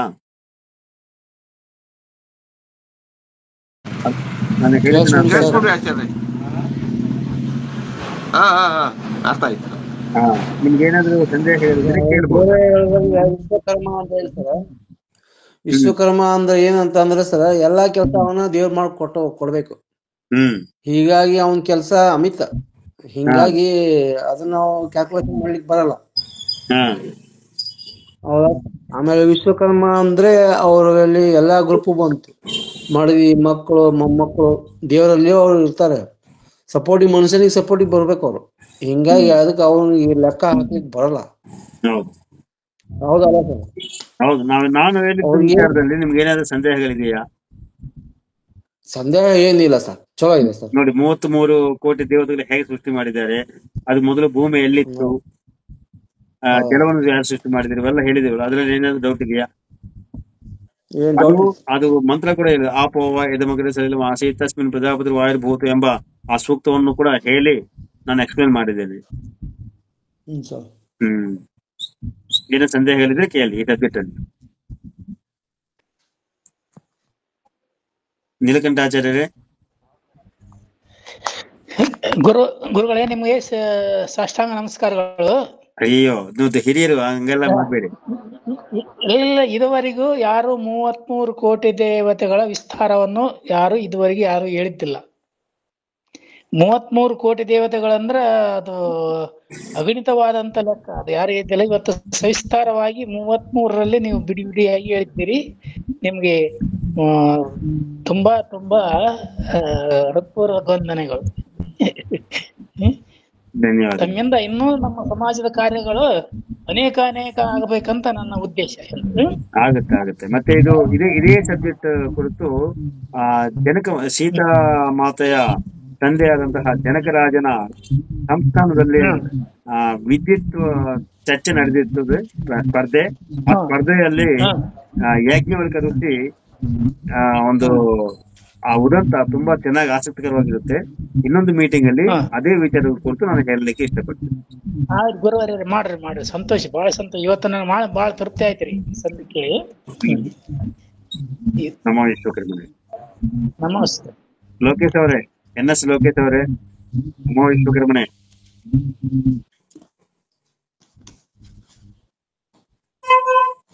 ರಾಮಕೃಷ್ಣ ಅವರೇ, ನಮೋ ವಿಶ್ವಕರ್ಮಣೆ ಸರ್. ಗುರುಗಳೇ, ನಮೋ ವಿಶ್ವಕರ್ಮನೆ. ಗುರುಗಳೇ, ಅದೇ ಈಗ ಒಂದು ಪ್ರಶ್ನೆ ಇತ್ತಲ್ಲ, ವೈಶ್ವಕರ್ಮಣರು ವಿಶ್ವಕರ್ಮರು ಇದ್ರ ಬಗ್ಗೆ ತಲೆ ಕೆಡಿಸ್ಕೊಂಡಿದಾರಲ್ಲ. ಅದು ಸೆನ್ಸರ್ ಮಾಡಿದ್ವಿ, ಅದ ವಿಡಿಯೋ ಕೂಡ ಹಾಕಿದ್ವಿ. ಅದನ್ನ ಸ್ವಲ್ಪ ವೈಶ್ವಕರ್ಮಕ್ಕೆ ನಾನು ಕೊಟ್ಟೆ, ಒಂದು ಆರ್ಟಿಕಲ್ ಕೊಟ್ಟೆ ಅಲ್ವಾ? ಬರ್ದಿರೋ ಮೊನ್ನೆ ನೋಡಿದ್ವಿ, ಅದಕ್ಕೆ ನಿಮ್ಗೆ ಮೆಚ್ಕೊಂಡಿದ್ವಿ, ಚೆನ್ನಾಗಿ ಬರ್ದಿರಂತ. ವೇದ ಅಷ್ಟೇನೆ, ಅದು ವೇದ ಆಧಾರಿತ ಉಳ್ಳವರು ನಾವು. ವೇದದಲ್ಲಿ ಏನ್ ಹೇಳಿದ್ವಿ ಅದನ್ನ ಕರ್ಮ ಅನುಷ್ಠಾನಕ್ಕೆ ತಂದು ನಡೆಸ್ಕೊಂಡು ಲೋಕ ಕಲ್ಯಾಣ ಮಾಡ್ತಾ ಇರೋರು ಯಾರಿದೆಯಾರೋ ಆ ಸಮಾಜನ ವಿಶ್ವಕರ್ಮರು ವೈಶ್ವಕರ್ಮರು ಅಂತ ಕರೀತಾರೆ. ಅದ್ರಲ್ಲೇನು ವ್ಯತ್ಯಾಸ ಏನಿಲ್ಲ. ವಿಶ್ವದ ಕರ್ಮ ಎಲ್ಲ, ಅದು ವಿಶ್ವದ ಎಲ್ಲ ಜೀವ ಜಂತುಗಳಿಗೂ ಸಹಿತ. ಒಂದು ಹಸುವಿಗೆ ಮೂಗುದಾರ ಹಾಕ್ಬೇಕು ಅಂದ್ರೂ ವಿಶ್ವಕರ್ಮ ಬೇಕಾಗಿತ್ತು, ಅದನ್ನು ಪಳಗಿಸಿ ಕೊಟ್ಟಿದ್ದಾನಲ್ವಾ. ಹಸುಗಳಿಗೆ ಇದನ್ನೆಲ್ಲ ಎಲ್ಲಿತ್ತು ಮೊದಲು? ಅದಕ್ಕೆ ಮೂಗುದಾರ ಹಾಕ್ಬಿಟ್ಟು ಹಸುಗಳು ಎತ್ತುಗಳನ್ನೆಲ್ಲ ಮಾಡಿ ಗಾಡಿ ಮಾಡಿ ಇವರಿಗೆ ಮಾಡಿ ಕೊಟ್ಟಿದಾರಲ್ಲ ಅವತ್ತು ವಾಹನವನ್ನ, ಅಲ್ವಾ? ಹಿಂಗೆ ಹೇಳಕ್ ಹೋದ್ರೆ ಬಹಳಷ್ಟು ಇದೆ. ಇಲ್ಲಿ ನನ್ನ ಪ್ರಶ್ನೆಗಳು ಬಹಳಷ್ಟಿದೆ. ನನಗೆ ಈಗ ಈ ಭೂತತ್ವಗಳಲ್ಲಿ ಸೃಷ್ಟಿ, ಸ್ಥಿತಿ, ಲಯ ಇಷ್ಟನ್ನು ಮಾತ್ರ ಹೇಳ್ತಾ ಇದ್ದಾರೆ. ತಿರೋಧಾನ ಮತ್ತು ಅನುಗ್ರಹದ ಬಗ್ಗೆ ಹೇಳೋದಿಲ್ಲ. ಅದು ಬೇರೆ ಬೇರೆ ವಿಶ್ವಕರ್ಮ ಸೂಕ್ತದಲ್ಲಿ ಬರುತ್ತೆ. ಅದು ಬರ್ತದೆ. ಅದಕ್ಕೆ ಅದ್ರ ಬಗ್ಗೆ ತಿರೋಧಾನ, ಅನುಗ್ರಹ ಎರಡು ಬರ್ತವೆ. ಸೃಷ್ಟಿ, ಸ್ಥಿತಿ, ಲಯ, ತಿರೋಧಾನ. ಸೃಷ್ಟಿ, ತಿರೋಧಾನ, ಅನುಗ್ರಹ ಮೊದಲಿಗೆ ನೋಡಿ, ಸೃಷ್ಟಿ, ಸ್ಥಿತಿ, ಲಯ, ತಿರೋಧಾನ 4 ಬರ್ತವೆ. ತಿರೋಧಾನ, ಅನುಗ್ರಹ ಅಂತ 5. ಅನುಗ್ರಹ 5 ಬರ್ತವೆ. 5 ಬರ್ತದೆ. ಸೃಷ್ಟಿ, ಸ್ಥಿತಿ, ಲಯ ಇದ್ರ ಬಗ್ಗೆ ನಾವು ಇನ್ನೊಂದು ಸೆಷನ್ ಅಲ್ಲಿ ಮಾತಾಡೋಣ. ಅದು ವಿಶ್ವವನ್ನು ವಿವರಿಸಬೇಕಾಗುತ್ತೆ. ಅಷ್ಟು ಮಂತ್ರಗಳು, 17 ಮಂತ್ರಗಳನ್ನ ವಿವರಣೆ ಮಾಡುತ್ತಾ ಮಾಡೋಣ. ಅದಕ್ಕೋಸ್ಕರ ಕೇಳ್ಕೊಳ್ತೀನಿ, ನೆಕ್ಸ್ಟ್ ಸೆಷನ್ ನಲ್ಲಿ ಇದ್ರ ಬಗ್ಗೆ ವಿವರಣೆ ಕೊಡಿ ಅಂತ ಕೇಳ್ಕೊಳ್ತೀನಿ. ಖಂಡಿತ ಕೊಡಿ. ಧನ್ಯವಾದಗಳು. ನಮೋ ವಿಶ್ವಕರ್ಮ. ರಾಮಕೃಷ್ಣ ಅವರೇ, ನಮಸ್ತೆ ಸ್ವಾಮೀಜಿ. ನಮಸ್ಕಾರ. ನಾವು ಸ್ವಲ್ಪ ವಿದ್ಯಾವಂತರ ಆದ್ರೂ ಸಹಿತ ಆಧ್ಯಾತ್ಮಿಕವಾದಂತಹ ವಿಷಯಗಳನ್ನ ಬಹಳಷ್ಟು ಕಡಿಮೆ ತಿಳ್ಕೊಂಡಿದೀವಿ. ಅದೇ ಒಂದು ಪ್ರಯತ್ನದ ಮೂಲಕ ಈಗ ಇನ್ನೂ ಹೆಚ್ಚಿನ ಮಾಹಿತಿಯನ್ನ ತಿಳ್ಕೊಳ್ಳಿಕ್ ಪ್ರಯತ್ನ ಮಾಡ್ತಾ ಇದ್ದೀವಿ. ಉತ್ತಮವಾದಂತ ಮಾಹಿತಿಯನ್ನ ನೀಡ್ತಾ ಇದ್ರಿ. ಇದೇ ರೀತಿ ಸಮಾಜದ ಎಲ್ಲಾ ಜನರಿಗೂ ಅದನ್ನ ತಲುಪಿಸುವಂತಹ ಒಂದು ಕಾರ್ಯವನ್ನ ಮಾಡೋಣ. ಹೌದು. ತಮಗೆ ತುಂಬ ಹೃದಯದ ಧನ್ಯವಾದಗಳನ್ನ ಹೇಳ್ತಾ ಇದ್ದೀವಿ ಸ್ವಾಮಿ. ನಮ್ಮ ವಿಶ್ವ ಮತ್ತದು ಸಂಘಟನೆದು ಒಂದು ಹೇಳ್ಕೊಡ್ತೀವಿ ಅಂದಿದ್ರೆ ಅದರದೊಂದು ವಿಶೇಷವಾದಂತ ಉಪನ್ಯಾಸ ಇಟ್ಕೊಟ್ರೆ ಇನ್ನೂ ಚೆನ್ನಾಗಾಗತ್ತೆ ಸ್ವಾಮೀಜಿ. ಸಂಧ್ಯಾ ವಂದನ ಬಗ್ಗೆ ಮೀಟಿಂಗು ಬೇಕಾದ್ರೆ ನಾಳೆ ನಾಡ್ದು ಮಾಡೋಣ. ಅದು ಮೀಟಿಂಗ್ ಕರೆದ್ಬಿಟ್ಟು ಅದಕ್ಕೆ ನಾವು ಅಥವಾ ನಮ್ಮ ಶಿಷ್ಯಂದ್ರೆ ಯಾರೋ ಒಬ್ರು ಪಾಠ ಮಾಡ್ಲಿಕ್ಕೆ ವಹಿಸ್ತೀವಿ. ಬೇಕಾದ್ರೆ ನಾನೇ ಬರ್ತೀನಿ, ಇಲ್ಲಾಂದ್ರೆ ನಮ್ಮ ಶಿಷ್ಯರೇ ಬರ್ತಾರೆ. ಅದೊಂದು ಡೈಲಿ 6 ರಿಂದ 7 ಗಂಟೆವರೆಗೂ ಡೈಲಿ ಒಂದು ಗಂಟೆ ಆ ಸಮಯಕ್ಕೆ ನೀವು ಸ್ನಾನ ಮಾಡ್ಕೊಂಡು ಸಿದ್ಧ ಅಂದ್ರೆ ನಿಮ್ಮ ಸಂಧ್ಯಾ ವಂದನಕ್ಕೆ ಏನ್ ಬೇಕಾಗುತ್ತೋ ಅಷ್ಟೆಲ್ಲ ಇದ್ ಮಾಡ್ಕೊಂಡು ಕೂತಿರ್ಬೇಕು. ಲಿಂಕ್ ಕೊಡ್ತೀವಿ, ಆ ಲಿಂಕ್ ಅಲ್ಲಿ ಸೇರ್ಬೇಕಾಗುತ್ತೆ. ಒಂದು ಲಿಂಕ್ ಕ್ರಿಯೇಟ್ ಮಾಡ್ಬಿಟ್ಟು ಶೆಡ್ಯೂಲ್ ಹಾಕ್ಬಿಡ್ತೀವಿ. ಡೈಲಿ ಮತ್ತೆ ಅದೇ ಲಿಂಕ್ ಅಲ್ಲೇ ಇದು ಮಾಡಬಹುದು. ಮತ್ತೆ ಆ ಶೆಡ್ಯೂಲ್ ಡೈಲಿ ಓಪನ್ ಮಾಡಿದ ತಕ್ಷಣ ಗೂಗಲ್ ಮೀಟ್ ಓಪನ್ ಮಾಡಿದ ತಕ್ಷಣ ಅದು ಇರುತ್ತೆ. ಹಾಗೆ ಮಾಡ್ಬೇಕು. ಓಕೆ ಪ್ರಭು, ಧನ್ಯವಾದ. ಸಂತೋಷ್ ಕುಮಾರ್ ಅವರೇ, ನಿಮ್ಗೆ ಏನಾದ್ರು ಸಂದೇಹಗಳಿದೆಯಾ?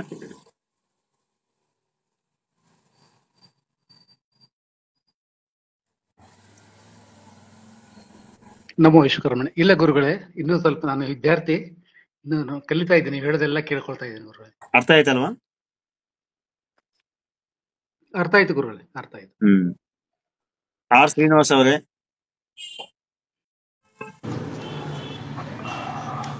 ನಮೋ ವಿಶ್ವಕರ್ಮಣೆ ಗುರುಗಳೇ. ನಮೋ ವಿಶ್ವಕರ್ಮಣೆ. ಇವತ್ತು 33 ಕೋಟಿ ದೇವರುಗಳ ಬಗ್ಗೆ ಹೇಳಿದೀವಲ್ವಾ ವಿಶ್ವಕರ್ಮ ಸೃಷ್ಟಿ. ಇದೇನಾದ್ರೂ ನಮ್ಗೆ ಉಪಯೋಗ ಆಗುತ್ತಾ ನಮ್ಮ ಸಮಾಜಕ್ಕೆ ಈ ವಿಚಾರ?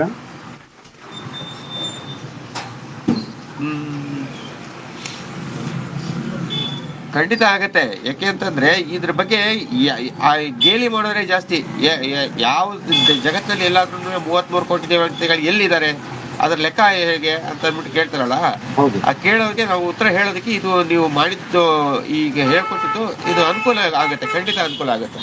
ಹೌದು, ಎಲ್ಲರೂ ಕೂಡ ಏನಿದು ನಾನು ಆರ್ಟಿಕಲ್ ಲೇಖನ ಬರೆದಿದ್ದೀನಲ್ವಾ, ಅದನ್ನ ಪ್ರಿಂಟ್ಔಟ್ ಮಾಡ್ಕೊಂಡು ಡೌನ್ಲೋಡ್ ಮಾಡಿ ಪ್ರಿಂಟ್ಔಟ್ ಮಾಡ್ಕೊಂಡು ನೀವು ಇಟ್ಕೋಬೇಕು ರೆಡಿಯಾಗಿ. ಯಾರು ಕೇಳಿದ್ರು ಕೂಡ ಅದನ್ನ ಅದ್ರಲ್ಲಿ ಪಟ್ಟಿ ಇದಲ್ವಾ, ದೇವತೆಗಳ ಪಟ್ಟಿ, ಅದು ಹೇಳ್ಬಹುದು. ಅದು ಸೂಕ್ತವಾದ ಮಂತ್ರ ಯಾವ ವೇದದಲ್ಲಿ ಎಲ್ಲ ಕೊಟ್ಟಿದೆಯಲ್ವಾ, ಅದು ನಿಮ್ಗೆ ತುಂಬಾ ಉಪಯೋಗ ಆಗುತ್ತೆ.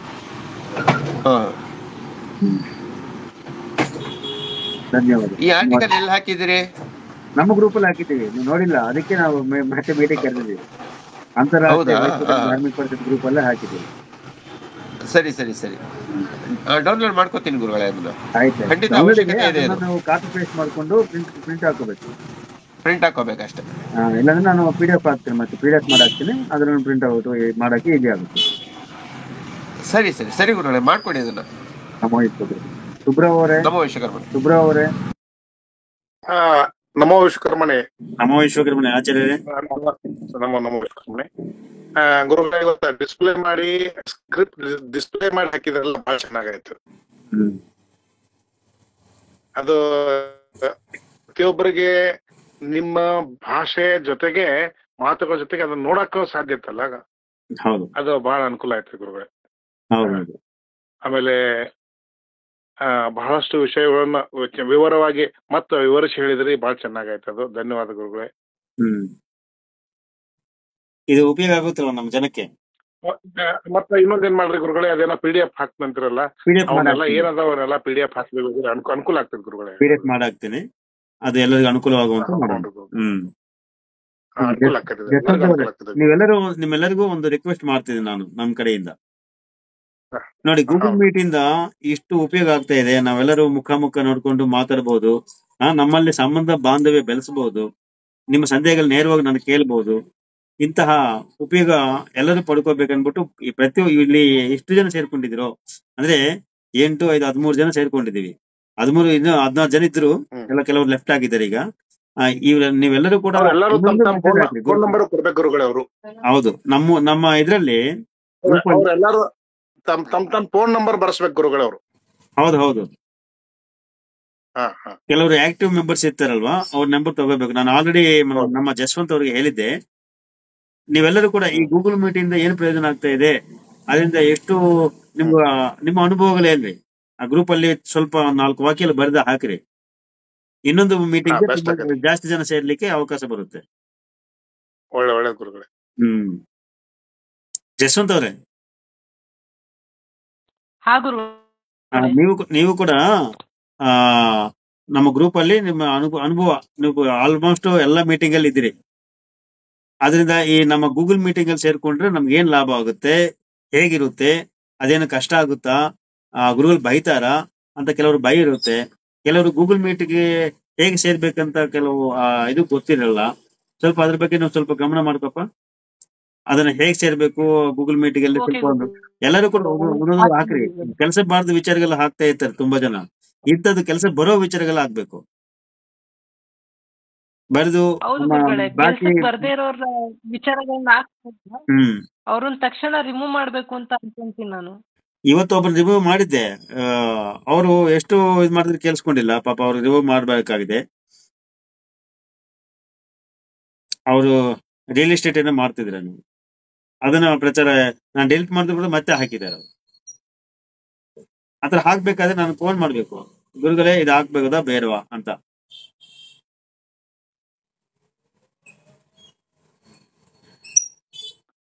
ಮತ್ತೆ ಶ್ರೀಕಾಂತ್ ಅವರೇ, ವಿಶ್ವಕರ್ಮ ಧರ್ಮಕ್ಕೆ ಸಂಬಂಧಪಟ್ಟ ನಿರ್ದಾಕ್ಷಿಣ್ಯವಾಗಿ ಅವ್ರನ್ನ ಡಿಲೀಟ್ ಮಾಡೋ ಗುರುಗಳೇ, ಅದೇ ಪ್ರಶ್ನೆ. ಹೌದು, ಅನಗತ್ಯ ವಿಚಾರಗಳು ನಮ್ಗೆ ಏನ್ ಸಬ್ಜೆಕ್ಟ್ ಇದೆಯೋ ಆ ಸಬ್ಜೆಕ್ಟ್ ಪ್ರಕಾರ ನಾವು ಗ್ರೂಪ್ ಡಿಸ್ಕಷನ್ ಕೊಟ್ಟಿದ್ದೇವೆ. ಇದಕ್ಕೆ ಸಂಬಂಧಪಟ್ಟಿರ್ಬೇಕು. ಹೌದು, ಸುಮ್ನೆ ಇದು 1,000 ಜನ ಅದೇ ರೀತಿ 1,000 ಜನ ಹಾಕಿದ್ರೆ ಗ್ರೂಪ್ ಏನಾಗುತ್ತೆ ಇಲ್ಲಿ? ಅರ್ಥ ಮಾಡ್ಕೋಬೇಕು ಅವರು ಕೂಡ. ಹೌದು, ಎಲ್ಲ ಗ್ರೂಪ್ ತರ ಅಲ್ಲ. ನಮ್ದು ಒಂದು ಒಂದು ಗುರಿ ಇಟ್ಕೊಂಡು ಮಾಡ್ತಾ ಇದೀವಿ. ಅದರಿಂದ ಕೆಲವು ನಿಯಮ ನಿಬಂಧನೆ ಬೇಕಾಗ್ತದೆ, ಸಫಲ ಆಗ್ಬೇಕಲ್ವಾ ಅದು. ಹೌದು. ಮುಂದಿನ ದಿನಗಳಲ್ಲಿ ಬೆಂಗಳೂರಲ್ಲಿ ಒಂದು ಸಭೆ ಕರೀತೀವಿ. ಎಲ್ಲರೂ ಬರ್ಬೇಕಾಗುತ್ತೆ, ಹೆಚ್ಚಿನ ಸಂಖ್ಯೆಯಲ್ಲಿ ಬರ್ಬೇಕಾಗುತ್ತೆ. ಹೆಚ್ಚಿನ ಸಂಖ್ಯೆ ಅಂದ್ರೆ ನಾವು ಎಷ್ಟು ಮುಖ್ಯಸ್ಥರಂತ ಸ್ಟೀರಿಂಗ್ ಕಮಿಟಿ ಮೀಟಿಂಗ್ ಅಂತ ಮಾಡ್ತೀವಿ. ಯಾರು ಆಸಕ್ತಿಯಿಂದ ನಿರ್ವಹಣೆ ಮಾಡ್ಲಿಕ್ಕೆ ಮುಂದೆ ಬರ್ತಾರೋ ಅವರನ್ನೇ ಕರ್ಕೊಂಡು ಸಮಾವೇಶ ಮಾಡ್ಕೊಂಡು ಇದ್ ಮಾಡೋದು. ರಿಜಿಸ್ಟ್ರೇಷನ್ಗೆ ಹೋಗೋಣ.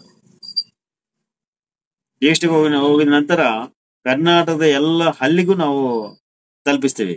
ಎಲ್ಲರಿಗೂ ಕೂಡ ಒಬ್ಬೊಬ್ರಿಗೂ ಕೂಡ ಫೋನ್ ಮಾಡ್ಬಿಟ್ಟು ಮತ್ತು ಆಕ್ಟಿವ್ ಮಾಡ್ಬಿಟ್ಟು ಅವ್ರನ್ನ ನಮ್ಮ ಸಮಾಜದ ಬಗ್ಗೆ ಅರಿವು ಮೂಡಿಸ್ತೀವಿ.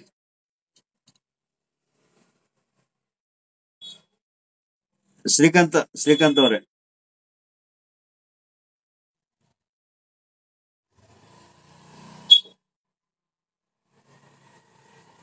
ರಾಘವೇಂದ್ರ ಅವರೇ,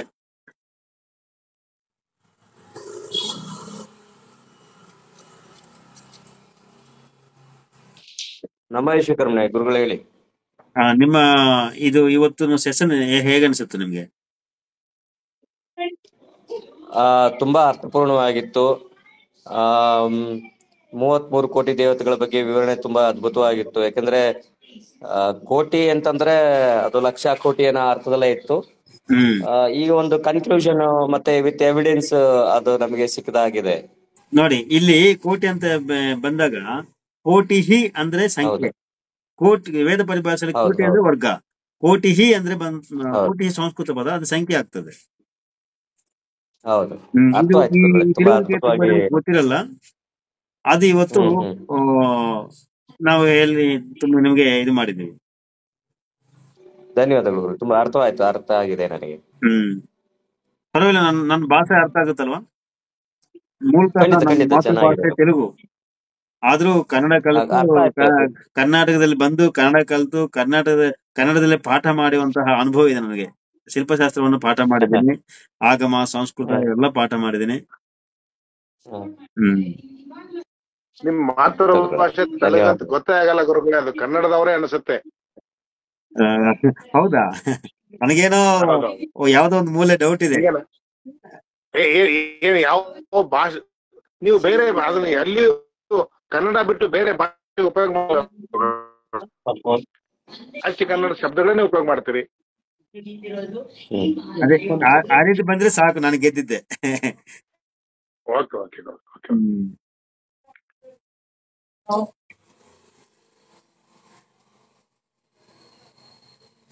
ಮತ್ತೆ ಉಪೇಂದ್ರ ಅವರು ಕೇಳಿಸ್ಕೊಂಡ್ರಲ್ವಾ ಈ ಉಪನ್ಯಾಸ?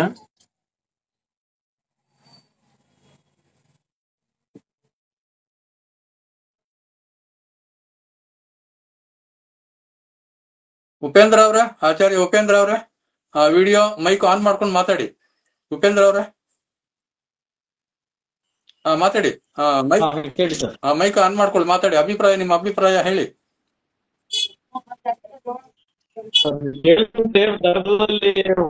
ನೆಟ್ವರ್ಕ್ ಪ್ರಾಬ್ಲಮ್ ಆಯ್ತೇನೋ, ಕಟ್ ಆಯ್ತು. ಹೇಳಿ.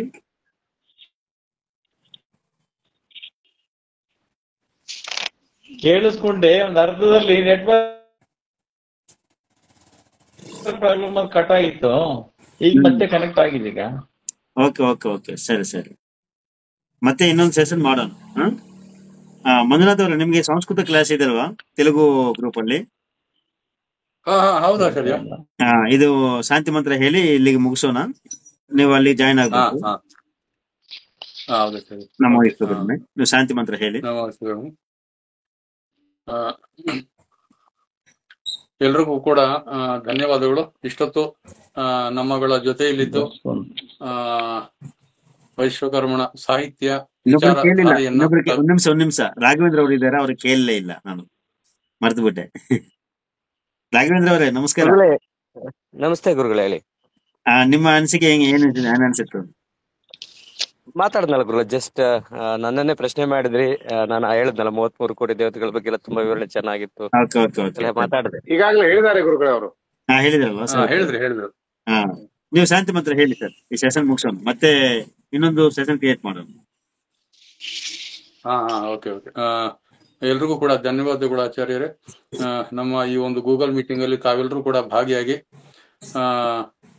ನಮ್ಮ ಅಧ್ಯಕ್ಷರು ಹೇಳಿರ್ತಕ್ಕಂಥ ವಿಷಯ ಜ್ಞಾನವನ್ನ ತಾವೆಲ್ಲರೂ ಕೂಡ ಚೆನ್ನಾಗಿ ಅರ್ಥೈಸ್ಕೊಂಡಿದ್ದೀರಿ. ಹೀಗೆ ನಾವೆಲ್ಲ ವೈಶ್ವಕರ್ಮರು ಗೂಗಲ್ ಮೀಟಿಂಗ್ ಇಂಥ ವಿಚಾರಧಾರೆಯಲ್ಲಿ ಭಾಗವಹಿಸಬೇಕು, ವಿಚಾರವನ್ನು ಹೆಚ್ಚು ತಿಳ್ಕೋಬೇಕು. ನಾವು ಹೆಚ್ಚು ತಿಳ್ಕೊಂಡಾಗಲೇ ನಾವು ಸಮಾಜದಲ್ಲಿ ನಾವು ನಿಲ್ಲಕ್ಕಾಗ್ತದೆ. ಇಲ್ಲಾಂದ್ರೆ ಯಾರನ್ನ ಪ್ರಶ್ನೆ ಕೇಳಿದಾಗ ನಮ್ಮಲ್ಲಿ ಏನು ಉತ್ತರ ಇಲ್ಲ ಅಂದ್ರೆ ನಾವು ಅಮಾಯಕರಾಗ್ಬಿಡ್ತೀವಿ. ಆದ್ರಿಂದ ಪ್ರತಿಯೊಬ್ಬರು ಒಂದು ಅಸ್ತ್ರ ರೀತಿಯಲ್ಲಿ ನಾವು ತಯಾರಾಗಬೇಕು. ಯಾರು ಹೇಳ್ದೆ ಗುರುಗಳು ಹೇಳ್ದೆ ತಿಳ್ಕೊಳ್ತೆ ನಾವು ಹೀಗೆ 4 ಗೋಡೆ ಮಧ್ಯದಲ್ಲಿ ಬಂದಿ ಆಗ್ಬಿಟ್ಟಿದೀವಿ, ಏನು ಗೊತ್ತಾಗ್ತಾ ಇಲ್ಲ ನಮಗೆ. ಆದ್ರಿಂದ ಈ ಒಂದು ಉದ್ದೇಶಕ್ಕಾಗಿಯೇ ನಾವು ಎಲ್ಲ ಗೂಗಲ್ ಮೀಟಿಂಗ್ಗಳು ವಿಚಾರಧಾರೆಗಳು ಎಲ್ಲ ಹರಿಬಿಡ್ತಾ ಇರ್ತೀವಿ. ಆದ್ರಿಂದ ನಮ್ಮ ವೈಶ್ವಕರ್ಣ ಬಂಧುಗಳು ಹೆಚ್ಚಿಗೆ ಗೂಗಲ್ ಮೀಟಿಂಗ್ಗೆ ವಿಚಾರಧಾರೆಗಳಿಗೆ ಹಾಜರಾಗ್ಬಿಟ್ಟು ಎಲ್ಲ ವಿಚಾರಗಳನ್ನು ತಿಳ್ಕೋಬೇಕು. ವೈಶ್ವಕರ್ಣ ಧರ್ಮ ಅಂದ್ರೆ ಅಪಾರವಾಗಿರ್ತಕ್ಕಂಥ ಇದೆ. ವೇದಗಳು ಉಪನಿಷತ್ತುಗಳಲ್ಲಿ ದೊಡ್ಡ ಮಹಾಸಾಗರ ಅದು. ಯಾವ ಸಮಾಜಕ್ಕೂ ಇಲ್ಲದೆ ಇರತಕ್ಕಂಥ ಸಾಹಿತ್ಯ ನಮ್ಮಲ್ಲಿ ಉಂಟು, ಆದ್ರೆ ನಮಗೆ ಗೊತ್ತಿಲ್ಲ. ಯಾಕೇಳಿ? ನಾವು ತಿಳ್ಕೊಂಡಿಲ್ಲ, ತಿಳ್ಕೋರೋರು ಹೇಳ್ತಾ ಇಲ್ಲ. ಈಗ ನಾವು ಎಲ್ರಿಗೂ ಕೂಡ ವೈಶ್ವಕರ್ಣ ಧರ್ಮದ ಬಗ್ಗೆ ಆ ಹಿರಿಮೆ, ಅರ್ಥ, ವ್ಯಾಪ್ತಿ, ಉದ್ದ, ಅಗಲ, ಆಳ ಎಲ್ಲ ಕೂಡ ನಾವು ಈ ಒಂದು ಸೆಷನ್ಗಳ ಮುಖಾಂತರ ತಮಗೆಲ್ಲರೂ ತಿಳಿ ಹೇಳಿ ತಮಗೆಲ್ಲರೂ ಕೂಡ ಮೋಟಿವೇಟ್ ಮಾಡ್ತಕ್ಕಂಥ, ಪ್ರತಿಯೊಬ್ಬರು ಒಂದು ಅಸ್ತ್ರದಂತೆ ತಯಾರಾಗ್ತಕ್ಕಂಥ ಒಂದು ಕೆಲಸವನ್ನ ನಾವು ಮಾಡ್ತಾ ಇದ್ದೇವೆ. ತಾವೆಲ್ಲರೂ ನೋಡಿರ್ಬೋದು, ಯಾವುದೋ ಈಗ ವಿಡಿಯೋಗಳಲ್ಲಿ, ಸಮೂಹ ಮಾಧ್ಯಮಗಳಲ್ಲಿ ನಮ್ಮನ್ನ ಹೆಚ್ಚಾಗಿ ಕೀಳಾಗಿ ಕಾಣ್ತಾ ಹೆಚ್ಚಾಗಿ ನಮ್ಮ ತುಳಿಯೋ ಪ್ರಯತ್ನ ಅನ್ಯ ಸಮಾಜಗಳವ್ರು ಮಾಡ್ತಾ ಇದ್ದಾರೆ. ಆದ್ರೆ ನಾವು ಅವರಿಗೆ ಧೀಟಾಗಿ ಉತ್ತರ ಕೊಡ್ಬೇಕಂದ್ರೆ ನಾವು ತಯಾರಾಗಿರ್ಬೇಕಲ್ವಾ? ನಾವು ವಿಷಯ ಜ್ಞಾನ ಅಂತಕ್ಕಂಥದ್ದು ನಮ್ಮಲ್ಲಿ ಇರ್ಬೇಕಲ್ವಾ? ಆಚೆಗಿನ ವ್ಯಕ್ತಿ ಒಂದು ಪ್ರಶ್ನೆ ಮಾಡಿದ್ರೆ ನಾವು 10 ಪ್ರಶ್ನೆ ಮಾಡ್ತಕ್ಕಂಥ ಧೈರ್ಯವಂತಿಕೆ, ವಿಶಾಲ ಮನೋಭಾವನೆ, ಸಾಹಿತ್ಯ ಒಂದು ಜ್ಞಾನ ನಮ್ಮಲ್ಲಿದ್ರೆ ನಾವು ಆಗುತ್ತೆ. ಇಲ್ಲ ಅಂದ್ರೆ ಆಗಲ್ಲ, ನಾವು ಸೋಲ್ತೇವೆ. ಆ ದೃಷ್ಟಿಯಿಂದ ನಾವು ನಮ್ಮ ಸಮಾಜವನ್ನ ಹೆಚ್ಚು ಜಾಗೃತಿಗೊಳಿಸಿ, ವೈಭವೀಕರಣಗೊಳಿಸಿ, ಎಜುಕೇಟ್ ಮಾಡಿ ನಮ್ಮವ್ರನ್ನೆಲ್ಲ ಪ್ರತಿಯೊಬ್ಬರೂ ಒಂದು ಅಸ್ತ್ರದಂತೆ ತಯಾರು ಮಾಡಬೇಕು ಅಂತ ಉದ್ದೇಶಕ್ಕಾಗಿಯೇ ನಾವು ಇಂಥ ಒಂದು ಗೂಗಲ್ ಮೀಟ್ಗಳನ್ನು ನಾವು ಹೆಚ್ಚು ಮಾಡ್ತಾ ನಮ್ಮ ಜನಗಳನ್ನ ಹೆಚ್ಚು ವಿದ್ಯಾವಂತರನ್ನಾಗಿ ಮಾಡ್ತಕ್ಕಂಥ ಒಂದು ಆಲೋಚನೆಯಿಂದ ನಾವು ಮುಂದೆ ಸಾಗ್ತಾ ಇದ್ದೀವಿ. ತಾವೆಲ್ಲರೂ ಕೂಡ ಇದೇ ರೀತಿಯಲ್ಲಿ ಮುಂದಿನ ದಿನಗಳಲ್ಲಿ ನಮ್ಮ ಕೈ ಜೋಡಿಸಿ ನಮ್ಮ ಬೆಂಬಲವಾಗಿ ನಿಂತು ವಿಚಾರಧಾರೆಗಳನ್ನ ನೀವು ತಿಳ್ಕೊಂತ ಹಲವಾರು ಜನಗಳಿಗೆ ನೀವು ಹೇಳ್ತಾ ನಮ್ಮ ಜೊತೆಯಲ್ಲಿ ಸಾಗಬೇಕು ಅಂತ ಕಳಕಳಿಯನ್ನ ಆಗಿ ಮನವಿ ಮಾಡ್ಕೊಳ್ತಾ ಇದ್ದೀನಿ. ಈ ಸಂದರ್ಭದಲ್ಲಿ ನಮ್ಮೊಂದಿಗೆ ಸಹಕಾರ ಮಾಡಿರ್ತಕ್ಕಂಥ ಆಚಾರ್ಯ ರವಿ ಅವರು, ಆಚಾರ್ಯ ಲೋಕೇಶ್ ಅವರು, ಆಚಾರ್ಯ ನೀಲಕಂಠಾಚಾರ್ಯರವರು, ಆಚಾರ್ಯ ರಾಮಕೃಷ್ಣ ಅವರು, ಆಚಾರ್ಯ ಸಂತೋಷ್ ಕುಮಾರ್ ಅವರು, ಆಚಾರ್ಯ ಶ್ರೀನಿವಾಸ್ ಅವರು, ಆಚಾರ್ಯ ಸುಬ್ಬಾರಾವ್ ಅವರು, ಆಚಾರ್ಯ ಜಸ್ವಂತ್ ರವರು, ಆಚಾರ್ಯ ರಾಘವೇಂದ್ರ ರವರು, ಆಚಾರ್ಯ ಉಪೇಂದ್ರ ರವರು, ನೀವೆಲ್ಲರೂ ಕೂಡ ತಮ್ಮ ಅನಿಸಿಕೆ ಸಲಹೆ ಸೂಚನೆಗಳನ್ನ ಕೊಟ್ಟಿದ್ದೀರಿ. ತಮಗೆಲ್ಲರೂ ಕೂಡ ತಾವು ನಾವೆಲ್ಲರೂ ಕೂಡ ಆಭಾರಿಯಾಗಿದ್ದೇವೆ. ನಮ್ಮ ಪರವಾಗಿ, ನಮ್ಮ ಸಂಸ್ಥೆಯ ಪರವಾಗಿ, ನಮ್ಮ ಅಧ್ಯಕ್ಷಗಳ ಪರವಾಗಿ, ನನ್ನ ವೈಯಕ್ತಿಕವಾಗಿ ತಮಗೆಲ್ಲರೂ ಕೂಡ ನಾನು ಧನ್ಯವಾದಗಳನ್ನು ಅರ್ಪಿಸುತ್ತಾ ಈಗ ನಾನು ಶಾಂತಿ ಮಂತ್ರವನ್ನು ಉಚ್ಚರಿಸುತ್ತಾ ನಾವು ಎಲ್ಲರೂ ಕೂಡ ವಿರಮಿಸೋಣ. ನಮೋ ಶಿವಕರ್ಮಣೆ. ನಮೋ ವಿಶ್ವಕರ್ಮಣೆ. ಸಹನಾವವತು ಸಹನೌ ಭುನಕ್ತು ಸಹ ವೀರ್ಯಂ ಕರವಾವಹೈ ತೇಜಸ್ವಿನಾವಧೀತಮಸ್ತು ಮಾ ವಿದ್ವಿಷಾವಹೈ. ಓಂ ಶಾಂತಿ ಶಾಂತಿ ಶಾಂತಿ. ನಮೋ ವಿಶ್ವಕರ್ಮಣೆ. ಎಲ್ಲರೂ ಕೂಡ ತಾವು ಲೆಫ್ಟ್ ಆಗ್ಬೋದು, ವಿರಮಿಸಬಹುದು. ನಮೋ ವಿಶ್ವಕರ್ಮಣೆ. ನಮೋ ವಿಶ್ವಕರ್ಮಣೆ ಹೇಳಿ ಲೆಫ್ಟ್ ಆಗ್ಬೋದು. ನಮೋ ವಿಶ್ವಕರ್ಮಣೆ. ನಮೋ ವಿಶ್ವಕರ್ಮಣೆ. ನಮೋ ವಿಶ್ವಕರ್ಮಣೆ. ನಮೋ ವಿಶ್ವಕರ್ಮಣೆ. ನಮೋ ವಿಶ್ವಕರ್ಮಣೆ.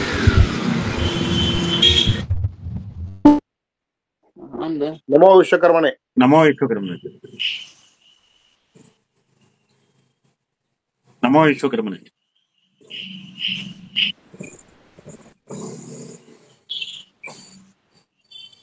ಲೋಕೇಶ್ ಅವರು ಹ್ಯಾಂಡ್ ರೈಸ್ ಮಾಡಿದ್ರೆ ಹೇಳಿ ಸರ್.